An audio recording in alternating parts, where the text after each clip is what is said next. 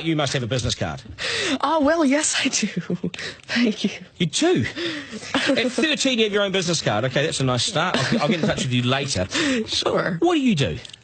Oh, well, mainly, I like to call myself a software and cognitive developer because I love developing with cognitive computing and artificial intelligence.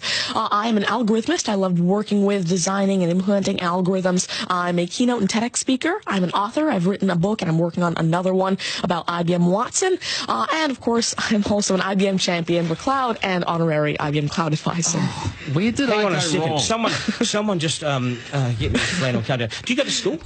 Well, I'm currently homeschooled in grade 8, going to grade 9 now. Wow. Okay, so you're bright. Artificial intelligence is taking over the world. Is that fair to say? Well, you see, that's actually one thing that I believe a lot of people have, the sort of misconception that artificial intelligence is this technology that was made to replace humans, that really everything we do, whether it be, our jobs or whatever we do at home every day. But really what I believe is that artificial intelligence was developed and is continuing to be developed for the sole purpose of really augmenting our life and amplifying our skills or capabilities and what we can do every day. But what about when the computers actually learn that they're better than us? Well, you see, that's sort of called a singularity of artificial intelligence, at which point artificial intelligence has surpassed human intelligence to the point that we cannot control it. But really what I believe at this point, artificial intelligence, I won't go into the details right now since we're limited on time, but the thing is right now, artificial intelligence itself as a technology is so foolable and so primitive that either A, we won't reach that singularity point, or B, if we do, it's a very long ways off. Do you understand that, Mark? No.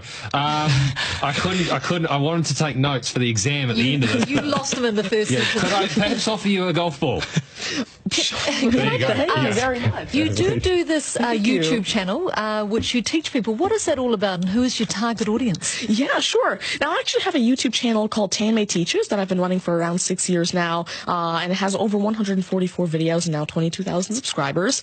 And so on it, I love to teach about computing, really programming, these algorithms that I develop, machine learning especially, math, science, and especially technologies like IBM Watson. Because, of course, I like to share my knowledge because I realize that there's this lack of resources for people to learn about technologies like AI, which is why I absolutely love sharing my knowledge through, of course, these YouTube videos, the books that I'm authoring, the keynotes that I have, and really Watson comes in here in such a great way because Watson allows me... What's Watson? Sure. Mark thinks he's a golfer, but what is Watson? Now, IBM Watson is essentially a cognitive system that allows developers to incorporate cognitive and machine learning into their applications without having to code in the actual intelligence. And what this means is that, of course, right now, really one of the main reasons developers aren't incorporating more machine learning into their apps is because it's so hard to do. It's really difficult to incorporate intelligence because... Has the I'm going to take this somewhere else, this interview. Has the Homeschooling Association of the World got hold of you as the front person? Oh, well, there is actually a Homeschooling Legal Defense Association, I believe, HSLDA in Canada, and I actually had a keynote for them last year in Niagara Falls. You're the poster boy for homeschooling, aren't you? Well, I did have a keynote for them, and I talked a lot about the advantages of homeschooling and why it's great for kids who want to go into different and really targeted subjects. Okay, I want to get right down to business now. When did you realise you were bright and smart, and smarter than most? Well, I originally started coding when I was 5 with simple languages like Fox Pro and Batch. But eventually, at 9 years old, I had my very first iOS app accepted into the Apple App Store called T-Tables. Like, did your mum and dad do something to you between 0 and 5 that plugged you into the wall? What did they do to you? At 5 you were Are you smarter than your mum and dad, by the way? Already? Well, I have... my dad used to work as a computer programmer, but he used to work with, simple, regular programming languages like Fox Pro, Batch, a little bit of C, etc. But you see, now I'm really interested in artificial intelligence and how it can actually be implemented on all these different platforms. You'd be a nightmare to teach. You'd be an absolute nightmare to teach, wouldn't you? Because you'll be smarter than the lecturers. I ever want to get in an argument with you, ever. But I would like to see you on a quiz show because I think you would nail that. Well, you see, there is one thing that I've been working on, and it's essentially an app called Ask Tanmay, an NLQA system.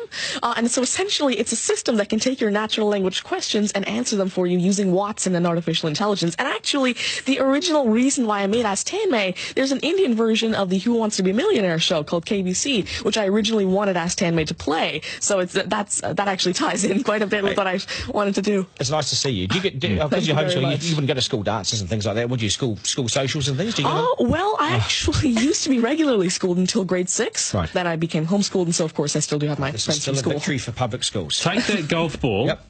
and bring it back to me when you've actually worked out a way in which it'll always go straight. Because I think you could do it. Technically, using a genetic algorithm or something. I knew there'd be an answer. I knew there'd be an answer. Hey, it's brilliant to meet you. You're a complete inspiration. Thank you. And I hope my son was watching, a 7-year-old son. Message to Buster Garner, you got work to do, mate. Do your homework, and we got to sharpen things up. Nice to see you. Thank you very All much. the very best. Thank You're you. amazing. Thank You're you. amazing. Okay, news is next, and then we are joined by today's panel, which won't be as smart as this guy, but they'll still be good, and we will head back to some of the beach as well for a game of 9 and 10. So much pressure now on the contestant in 9 and 10 just to rip through it and get it right. It's coming up after 8.